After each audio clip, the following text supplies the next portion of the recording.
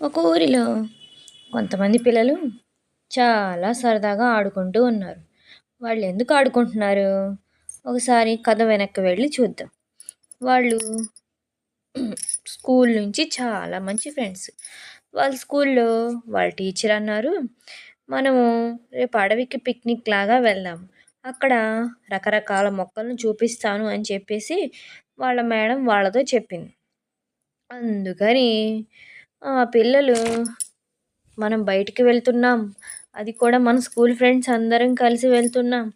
మన మేడం మనల్ని తీసుకెళ్తుంది అని చెప్పేసి చాలా హ్యాపీగా ఆడుకుంటూ ఉన్నారు. అలా ఆడుకుంటూ ఉన్నప్పుడే వాళ్ళ పేరెంట్స్ పర్మిషన్ తీసుకోమనేసరికి పిల్లలందరూ వెళ్ళి వాళ్ళ పేరెంట్స్‌ని అడిగి పర్మిషన్ తీసుకొని అలాగే వెళ్ళండి అనేసరికి పేరెంట్స్ కూడా ఒప్పుకునేసరికి వెళ్ళండి అని చెప్పి అన్నారు. తర్వాత మరునాడు స్కూల్లో టీచర్ అడిగింది, పిల్లలు మీ ఇంట్లో పేరెంట్స్‌ని పర్మిషన్ తీసుకున్నారా వెళ్ళటానికి అనేసరికి అందరూ తీసుకున్నామని చెప్పారు. ఇక అడవికి వెళ్ళారు. అడవిలోకి వెళ్ళిన తర్వాత వాళ్ళ టీచర్ అంటుంది, పిల్లలు మీరు ఇంటి దగ్గరలాగా స్కూల్లో లాగా ఎటు పడితే అటు తిరక్కండి. ఇక్కడ ఏవైనా ఉండవచ్చు. ప్రమాదకరమైన జంతువులు కూడా కనపడతాయి. మీరు గుంపులు గుంపులుగా ఉండండి. ఎవరి చేయిని విడిచిపెట్టకుండా ఇలాగే గుంపులుగా ఉండండి అని చెప్పేసి వాళ్ళ టీచర్ వాళ్ళకి జాగ్రత్తలు చెప్పింది. అలాగే మేడం, అలాగే మీ వెంటే వస్తామంటూ ఆ పిల్లలు కూడా సమాధానం ఇచ్చారు.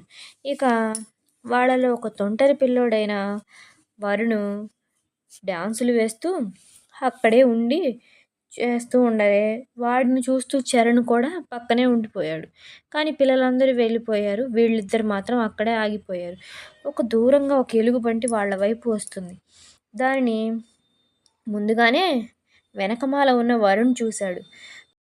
చరణ్‌కి మాత్రం ఎక్కడ అరిచినా, ఏడ్చినా అది ముందుగానే త్వరగా పైన పడుతుందేమో అని చెప్పేసి అలాగే సైలెంట్‌గా నిలబడి దానికెళ్ళి నవ్వుతూ ఉన్నాడు.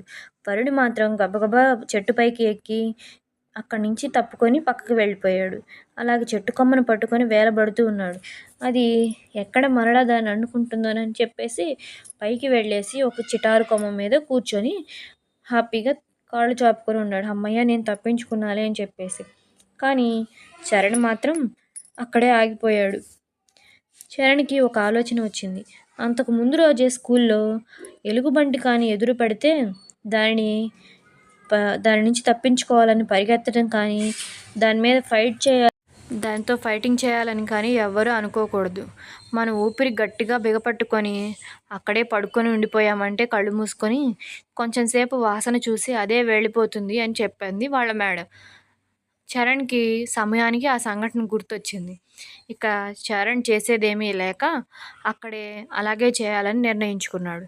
ఇక వెంటనే పడుకుండిపోయాడు. ఎలుగుబంటి దగ్గరికి వచ్చి అతనిని వాసన చూసి ఇక ఇతను లేడులే అని అనుకొని అక్కడి నుంచి వెళ్ళిపోవాలి అని అనుకుంది. చరణ్ మాత్రం అలాగే కళ్ళు మూసుకొని ఊపిరి బిగపట్టుకొని అలాగే ఉండిపోయాడు.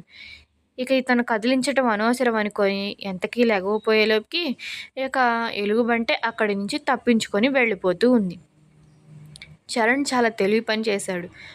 ఎలుగుబంటి ఎదురుపడినప్పుడు అదే పని చేయాలి. ఇక వరుణ్ కిందకి దిగి వచ్చి, చరణ్ నువ్వు చాలా మంచి పని చేశావు.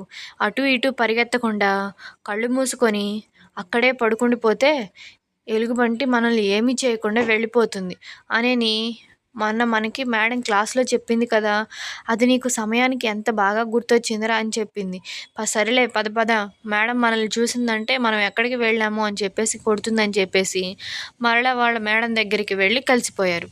ఇక పిల్లలు మీరు కూడా ఎలాంటి పిక్నిక్స్కి వెళ్ళినప్పుడు మీ టీచర్ని కానీ మీ తోటి స్టూడెంట్స్ని కానీ వదలకండి, లేకపోతే ప్రమాదంలో పడిపోతారు. మీకు ఈ కథ నచ్చిందా? సబ్స్క్రైబ్.